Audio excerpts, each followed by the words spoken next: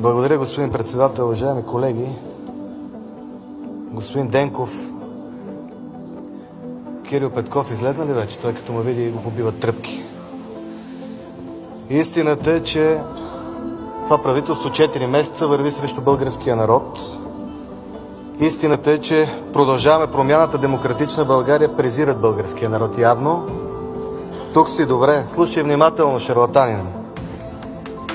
Искат да унищожат българската енергетика, след като техните архетипни проекции в миналото унищожиха българското земеделие, българската отбрана, българското образование. Сега е ред на енергетиката. Защо мразят българския народ? Ще ви кажа, има един Евгений Дайнов, ето пак излиза, който се води говорител на промяната и получава от Лена Бориславова писмено какви тези трябва да застъпва пред медиите. Аз съм го виждал с очите си. Същия той Евгений Дайнов нарича хората, които протестират в тецовете, дивите орди, блатни твари, кръвосмесените джуджета. Той ги нарича плесенясали блатни диваци. Това е човек в постоянен контакт с Продължаваме Промяната. Води се за техен говорител. Искам те да ми кажат, назначен ли е той в една фундация близка до тях на хонорари, за да бълва тия гадости. Тоест това е отношението на Продължаваме Промяната към протестиращите. Ама тия протестиращи там не протестират само за своето бъдеще и това го знаят тук от тая страна и част от тая страна протестират за последния остров на националния суверенитет на България. Защото като падне българската енергетика и България вече става територия на 100%. Продължаваме Промяната не ги интересува. Те няма да живеят тук след 1-2 години, те ще бягат някъде по островите, както казаха, нали, ние ще ги гоним, няма да им пускаме. Споразумението, което ще гласуват днеска тази не коалиция, колеги, няма абсолютно никаква юридическа стойност. Дори чисто лингвистично то звучи като преразказ на осмокласник в училище. Той има думи, които подредени една след друга нямат подлог.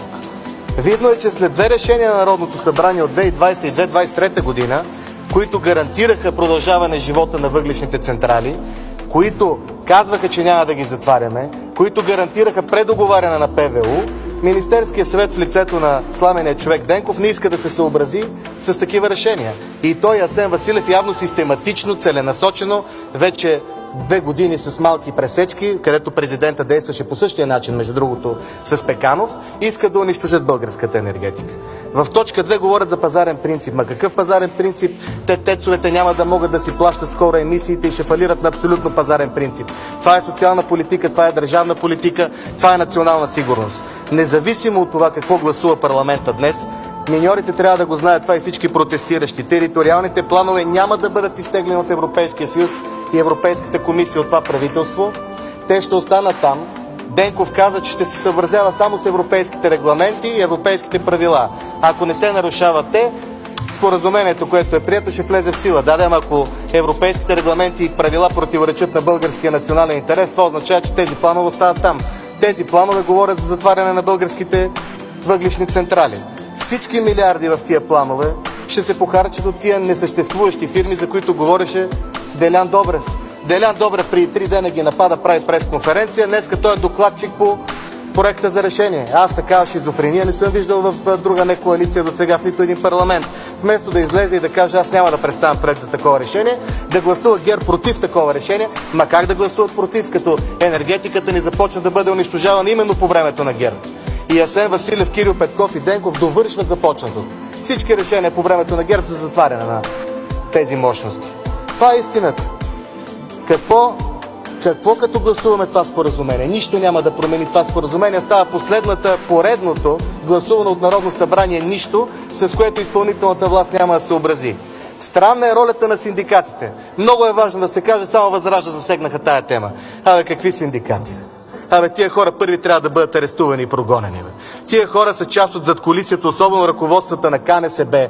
Това са хора, които работят с ГЕРБ и с задкулисието от години, уредиха си всички роднини и приятели, станаха милионери, имат фирми и пращат хората по магистралите и после отиват да им обясняват, че са им защитавали интереса. Какъв интерес защитавали синдикатите на българските граждани? По същия начин става като са земеделците. Контролирана операция на ГЕРБ за унищожението на шарлатаните. Влизат едни поставени лица вътре да наговарят хората. Айде, прибираме ги с едно измислено споразумение. Това е поредната измама, това не трябва да бъде гласувано. Кирил Петков не можа да доизчака моето изказване, ама в полета за Китай, където е лобирал на президента Радев да взимат Асен Василев за министър, да качва Денков и да скачат на Китайско море без парашути. Благодаря ви.